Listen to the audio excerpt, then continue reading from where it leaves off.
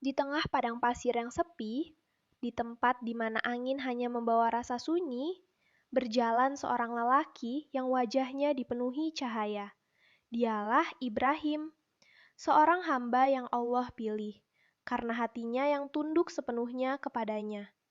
Di sampingnya berjalan seorang anak kecil yang senyumnya mampu menghapus seluruh kesedihan dunia. Dia adalah Ismail, anugerah yang datang setelah puluhan tahun penantian. Anak yang namanya selalu disebut Ibrahim dalam sujud-sujud yang penuh air mata. Perintah yang menghancurkan hati seorang ayah. Pada suatu hari, ketika Ibrahim sedang menikmati tawa kecil Ismail, turunlah perintah dari langit yang mengguncangkan dada siapapun. Tinggalkanlah istrimu Hajar dan anakmu Ismail di lembah yang sunyi dan tak berpenghuni. Bayangkan, seorang ayah yang baru merasakan kebahagiaan setelah puluhan tahun, kini harus meninggalkan orang yang paling ia cintai di tempat yang tidak ada air, tidak ada pohon, tidak ada siapapun. Hajar mengejar Ibrahim sambil menahan tangis. Dengan suara yang patah, ia bertanya, "Wahai Ibrahim, apakah kau akan meninggalkan kami di sini?" Ibrahim diam. Ia tidak berani bicara karena suaranya pasti akan pecah oleh tangis. Hajar kembali bertanya lebih keras, "Apakah ini perintah Allah?" Ibrahim menutup mata, air matanya akhirnya jatuh dan ia mengangguk. Hajar mengusap air matanya sendiri lalu berkata, "Kalau begitu, Allah tidak akan mengantarkan kami." Kesedihan yang tersembunyi di balik punggung Ibrahim. Ibrahim berjalan pergi, tapi langkahnya seperti menginjak pecahan hatinya sendiri. Saat ia sudah jauh dan tidak lagi terlihat, ia berhenti, mengangkat tangan ke langit, dan berdoa dengan suara yang bergetar. "Ya Allah, aku meninggalkan keluargaku di tempat yang gersang dan tandus agar mereka mendirikan sholat. Maka lindungilah mereka dan berilah mereka rezeki agar mereka selalu bersyukur." Suara seorang ayah yang sedang memohon perlindungan untuk orang yang paling ia cintai. Air mata seorang ibu. Hari berganti. Persediaan air habis. Ismail yang masih bayi menangis kehausan. Tangisan itu menusuk hati Hajar seperti 1000 pisau. Ia berlari ke Bukit Safa. Tidak ada air. Ia berlari ke Marwah.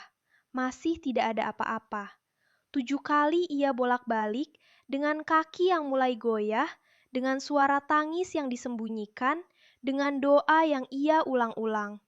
"Ya Allah, jangan biarkan anakku mati." Saat ia kembali ke Ismail, ia melihat sesuatu yang membuat tubuhnya lemas. Air. Air yang memancar dari bawah kaki kecil Ismail. Air Zam-Zam. Air yang lahir dari air mata perjuangan seorang ibu. Ujian terbesar. Pengorbanan Ismail tumbuh menjadi pemuda yang soleh dan lembut. Hingga suatu malam, Ibrahim bermimpi. Mimpi yang sama berulang-ulang. Perintahnya jelas. Ia harus menyembelih putranya sendiri.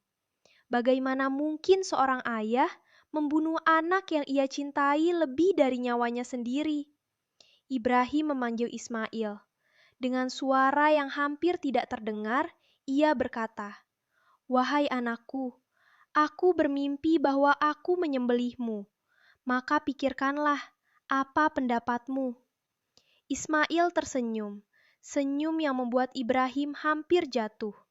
Dengan keteguhan yang membuat malaikat pun terharu, ia berkata, "Wahai ayahku, lakukanlah apa yang Allah perintahkan. Insya Allah, engkau akan mendapatiku termasuk orang yang sabar." Air mata yang jatuh di atas wajah Ismail. Ibrahim membawa Ismail ke sebuah tempat sunyi. Ia membaringkan anaknya. Tangan Ibrahim gemetar saat mengangkat pisau. Air matanya jatuh, membasahi wajah putranya. Ismail berkata lembut, "Ayah, ikatlah aku, agar aku tidak bergerak, dan sampaikan salamku kepada ibu." Kata-kata itu menghancurkan hati Ibrahim. Tepat saat pisau itu turun, langit berseru, "Wahai Ibrahim, engkau telah membenarkan mimpi itu." Allah menggantikan Ismail dengan seekor domba dari surga. Ibrahim menangis keras. Kali ini bukan karena sedih, tetapi karena cinta Allah lebih luas dari langit dan bumi. Pesan emosional penutup. Beginilah cinta Ibrahim. Cinta yang membuatnya rela mengorbankan apapun demi Tuhannya. Beginilah kesabaran Ismail, yang hatinya teguh meski berada di ujung pedang. Dan beginilah kasih sayang Allah, yang takin pernah meninggalkan hambanya bahkan sedetik pun, meski seluruh dunia menjauhinya. Karena ketika kita berserah, Allah selalu menyiapkan akhir yang paling indah.